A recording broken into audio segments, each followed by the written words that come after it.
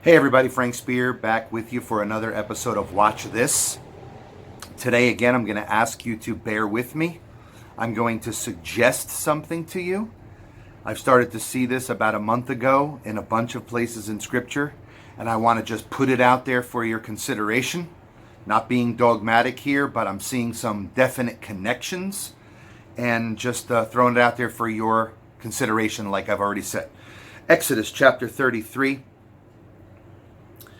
This is directly after the people, Moses has gone up to Mount Sinai and the people have sinned. They've made the golden calf. 3,000 of them are struck dead that day because of their transgression. And now we're coming to the section where God says, I'm going to send Joshua out in front of you and bring you into the land because Moses has prayed to God and asked him to spare the Israelites because God wanted to kill them all. Okay, and we're going to pick up in verse 7 of Exodus 33. Now Moses used to take the tent, the tabernacle, and pitch it outside the camp, a good distance from the camp, and he called it the tent of meeting. That's very important because I want to connect this to 1 Thessalonians chapter 4, verse 17, where they went to meet the Lord in the air. I've done that in other videos, but it's always up, always up. They came out of Egypt and up to the promised land. They would go up to the temple, up to the New Jerusalem, right? Up the altar, so forth and so on. Wherever the presence of God was or they were doing God's work was up. Watch this. And everyone who sought the Lord, everyone in Israel who sought the Lord would go out to the tent of meeting. Okay, which was outside the camp. Outside the camp of Israel. Outside, they would go up to the tent of meeting. What does it say in 1 Thessalonians 4:17? They would meet the Lord in the air. And who was meeting them? Those that came out from Old Covenant Israel. They were the ones who were outside the camp in AD 70, the overcomers, the 144,000, the ones who were left outside the camp because they came out from the Old Covenant system, which was the camp, the house of Israel, the body of Moses, so forth and so on. So that's tremendous typology there, or connection, if you will. Everyone who sought the Lord would go out to the tent of meeting, which was outside the camp.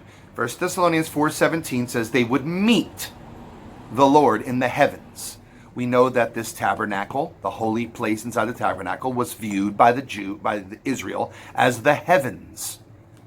We see that throughout the Old Covenant Scripture. So I want to make that connection. Verse 8. And it came about whenever Moses went up to the tent that all the peoples, Moses went out to the tent that all the peoples would arise, watch this, and stand each at the entrance of his own tent and gaze after Moses until he entered the tent. Acts chapter 1. Men of Israel, why do you stand here gazing up into the heavens? I don't think that's an accident, folks. The people were watching Moses, Jesus was a type of Moses, go into the tabernacle, to the Shekinah cloud, the presence of God, to meet the Lord, because that's where you met the Lord, in the tabernacle. And all the people stood and gazed and watched him go. I believe that this is what's happening in Acts chapter 1. The Shekinah cloud is there. Jesus, Moses, is there. He's the one that's leading them out, the Exodus, out from Egypt. The book of Revelation calls apostate Judaism in the New Testament, calls them Egypt. Jesus was leading them out. He was the Joshua, the Yeshua, had the same name. It was Joshua who led them into the promised land. It was Jesus who would lead them into the new covenant community, the new Jerusalem, the new holy land, if you will. It all works so perfectly, right? So this is mind-blowing.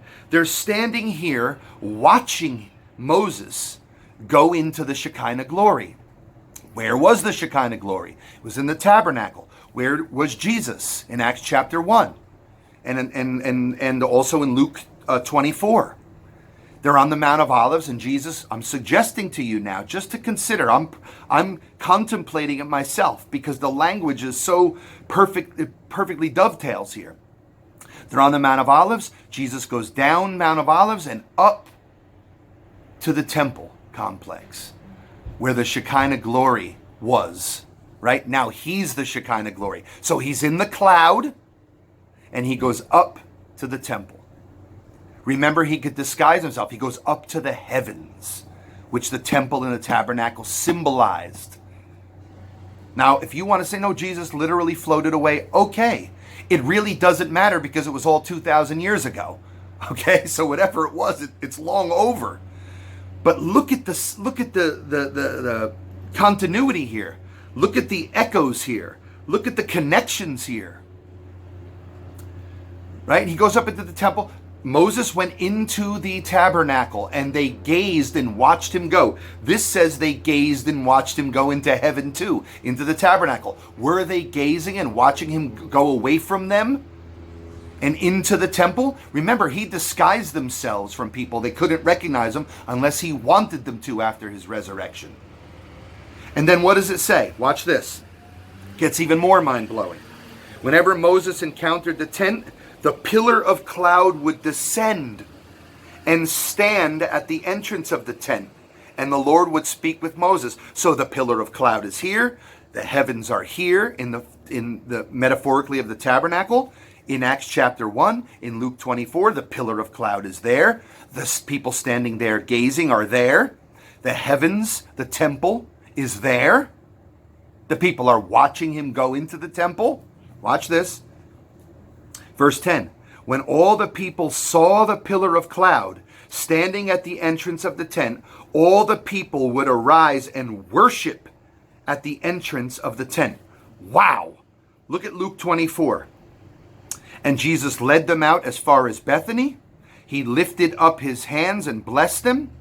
And while he was blessing them, he parted from them and was carried into heaven. Okay? Stick with the analogy here. And after worshiping him, they returned to Jerusalem with great joy. Ready? And were continually in the temple praising God. It's the same thing. When all the people wanted to ask anything from God, where did they go? To the tabernacle, to the temple, to the heavens. The Shekinah glory cloud is in both settings, right? The heavens are in both settings. The people gazing are in both settings. The people who worshiped when this took place are in the same setting. I just want you guys to consider that because to me it's mind-blowing. Read through Exodus again and then re-look at these passages in Luke, in Acts, and in 1 Thessalonians 4, 13 through 17, and see if all that language just doesn't jive with going up to the heavenly realm, to the place of God's rule and authority, to where his Shekinah glory dwelled. And where does his Shekinah glory dwell? In the New Jerusalem. Okay? In the New Jerusalem. Now, one more thing before we get out of here. Verse 11 of Exodus 33, it says, "Thus the Lord used to speak to Moses face to face." Well, this is what Paul said, right? He said in AD 70, at the coming of the new kingdom, we'll see him face to face. This is in some ways similar to what was going on with Moses here. Did Moses literally see him face to face? No, because we read just before this, or just after it, that God hid Moses in the crag in the mountain and said, "No man has ever seen my face. You can only see my back." So this is symbolic for meeting with God, for communing with God in covenant fellowship. Paul says when the New Jerusalem arrives, we'll come out of this old dead system and we'll be able to communicate with God like Moses used to do, face to face. As a friend. Watch this. Thus the Lord used to speak with Moses face to face, just as a man speaks with a friend. That's what they were returning to. Watch this. When Moses returned to the camp, his servant Joshua would not depart from the tent, but would stay there and worship. Watch this. It says this in Luke chapter 24. "And they returned after worshiping him. They returned to Jerusalem with great joy, and they were continually in the temple praising God," like Joshua. I'm going to leave that there for you to think on more and see if there's any validity to this. It's not crazy. It's not nuts. This in Acts and in Luke is a reference to that in Exodus. There's a deep connection there. Think on it. I'll see you guys next time. That's not to say that Christ didn't ascend at some point into the literal heavenly realm, this invisible realm. Whatever that is. I'm not saying that in this video. Okay, guys, thanks for your time today. See you next time.